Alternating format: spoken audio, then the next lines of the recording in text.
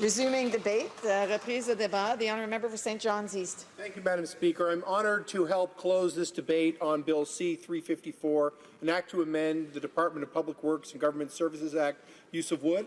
And I also want to thank the member for South Okanagan, West Kootenay, for putting forward this legislation. When I joined the Natural Resources Committee just after Christmas, we were in the midst of a study on wood.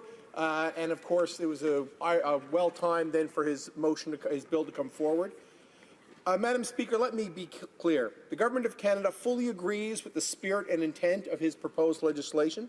The proposed legislation aligns well with the government's goals of supporting the Canadian forest industry, as well as reducing greenhouse gas emissions. However, these goals must be balanced with the government's commitment to a fair, open and transparent procurement process for all suppliers. I believe that the amendment to this bill that was passed by the Standing Committee on Natural Resources achieves the balance that we seek. And that is why, Madam Speaker, I am encouraging all members to support the bill with our amendment. Madam Speaker, let me take this opportunity to explain a little further. Au cours du débat en deuxième lecture, nous avons eu l'occasion de souligner l'importance de l'industrie forestière canadienne. Notre industrie forestière a contribué au développement du Canada et encore aujourd'hui, son apport est considérable. L'an dernier seulement, cette industrie a généré 22 milliards de dollars de produits intérieurs bruts du pays. Elle a une incidence considérable sur plus de 170 municipalités rurales où les scieries, les usines de pâte et papier et d'autres secteurs de la foresterie constituent une partie de l'économie. L'industrie forestière emploie plus de 200 000 Canadiens. Elle représente en outre 9 500 emplois dans les collectivités autochtones, ce qui en fait l'un des principaux employeurs chez les peuples autochtones. C'est pourquoi les initiatives qui visent à soutenir l'industrie forestière canadienne, comme le projet de loi C-354, méritent toute notre attention.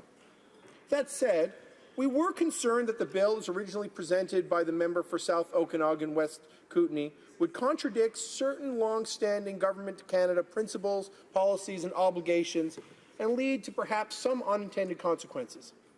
As a point of reference, the proposed bill had stated that the minister shall give preference to projects that promote the use of wood, taking into account the associated costs and reductions in greenhouse gas emissions.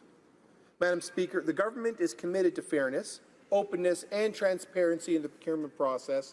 These fundamental values in the policies of procurement services and public services and procurement Canada can't be deviated from.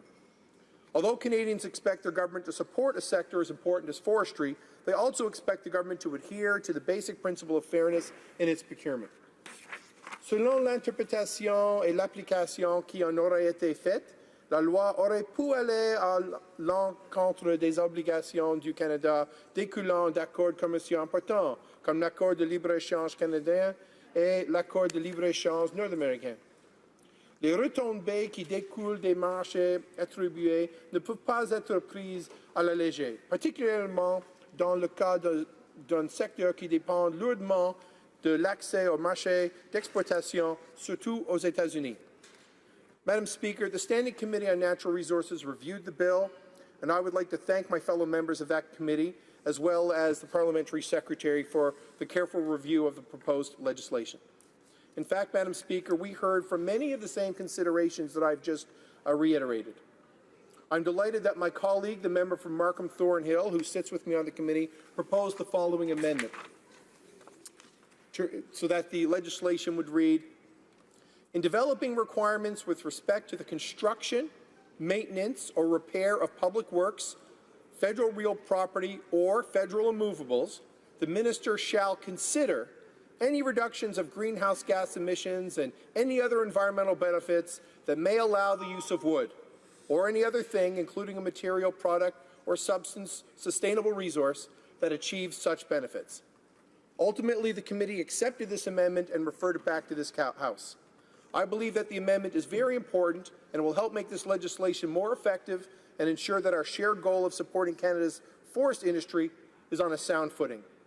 Madam Speaker, our discussion on Bill C-354 today also provides us the opportunity to reflect on steps the government is taking to help the forestry sector to embrace innovation and continue to be a vital part of our communities and our economy.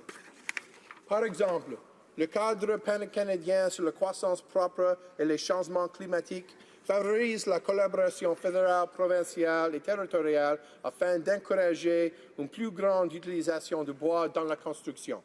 Les codes du bâtiment seront mis à jour à cet égard. This will be encouraged in part by working that is underway to investigate the updating of the National Building Code of Canada. Currently, Natural Resources Canada and the National Research Council are conducting innovative research and development with the goal of updating our National Building Code to allow wood buildings up to 12 stories. Moreover, wood and wood products are important contributors to the Government of Canada's infrastructure needs. Public Services and Procurement Canada policy requires contractors to propose materials that meet the needs of a project, including sustainability and performance criteria, and that conform to the National Building Code of Canada. In fact, Public Services and Procurement Canada alone is spending approximately $160 million a year on average for office fit-ups and interior finishes, of which approximately 15% is directly related to the use of wood products. Madam Speaker, I would also like to highlight the important work of Public Services and Procurement Canada in supporting the government's commitment to reducing greenhouse gas emissions. The department is making government operations more sustainable through green building practices, including the sustainable use of materials, the move towards optimizing our space usage, and lowering energy consumption of our federal buildings. Madam Speaker, did you know that buildings are a significant source of greenhouse gases and contribute 23% of Canada's overall greenhouse gas emissions? As we know, the government is committed to reducing greenhouse gas emissions from federal buildings and fleets by 80% below 2005 levels by 2050.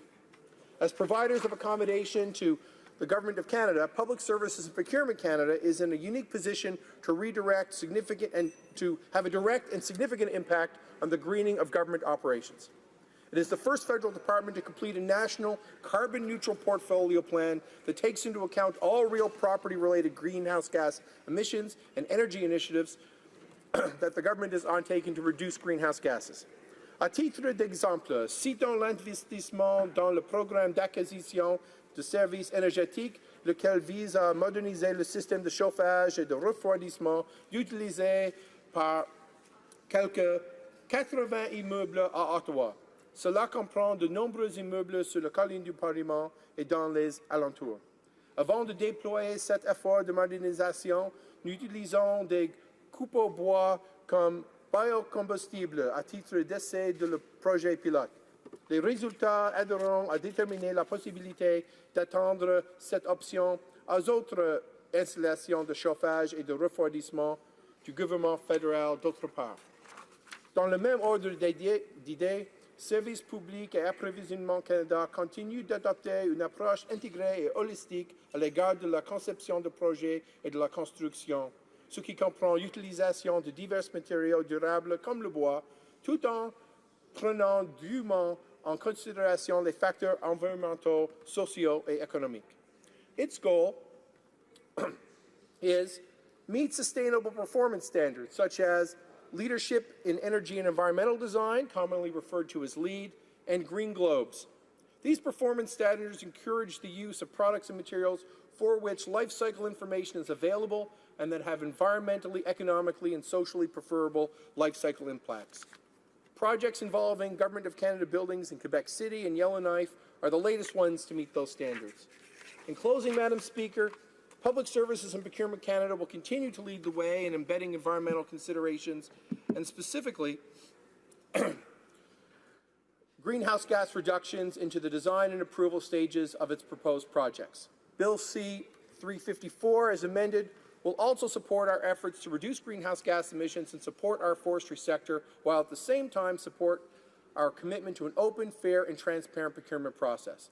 In short, the Government of Canada is committed to leaving greenhouse to future generations of Canadians a sustainable and prosperous country. I would encourage all my colleagues to support this initiative.